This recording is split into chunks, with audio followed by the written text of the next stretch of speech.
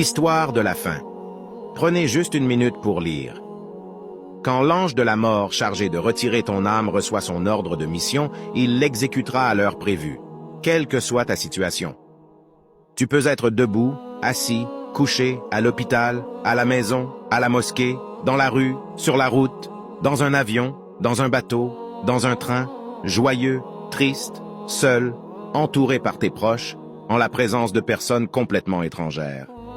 Dans n'importe quelle situation, et quelles que soient les conditions, la mort est la mort. Tu vois pour la première fois dans ta vie un ange dans son état angélique. Quand tu le vois, le retour à la vie est impossible. Ce premier regard peut être pour toi un regard terrible, comme il peut être un regard de délivrance. Ce regard te donne une indication sur ta destinée. Ton visage peut réagir par un sourire ou par une crispation comme il peut ne pas réagir. Tu commences à prendre de la distance avec ce corps, cette enveloppe qui t'a accompagné depuis le début de ton existence. Ce n'est plus comme avant, ce n'est plus tout à fait toi, c'est le corps, et non pas toi. L'ange t'appelle, il ne parlera pas à ton corps. Tu ne l'endenteras pas avec tes oreilles. C'est à ton âme qu'il s'adresse et elle l'endentera. Il dit à ton âme, « Viens, l'heure est arrivée. Ton Seigneur a décrété ce moment pour mettre fin à ta présence sur terre. Tu dois venir avec moi.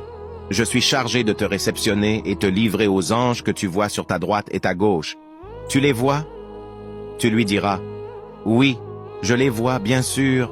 Je ne vois que ça. » À ce moment-là, tu observeras le silence un petit moment. Ta vie passe comme un film devant tes yeux.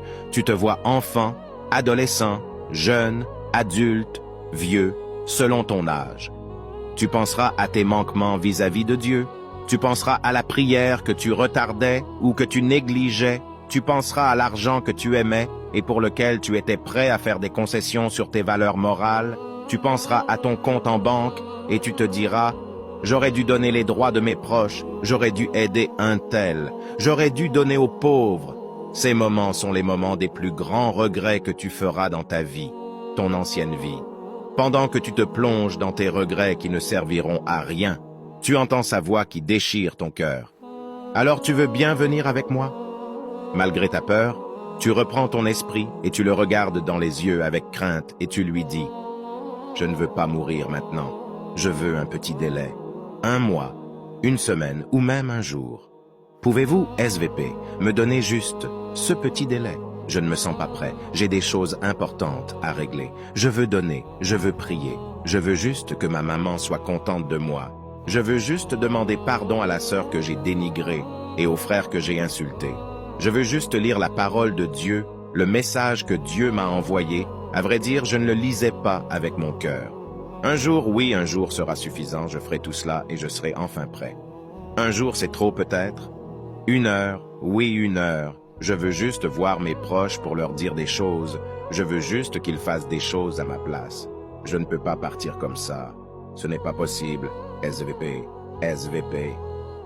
Dans les yeux de l'ange, tu verras que tout ce que tu demandes est impossible, que depuis que tu l'as vu pour la première fois et jusqu'à maintenant, c'est la même seconde, et que le temps s'est arrêté pour toi.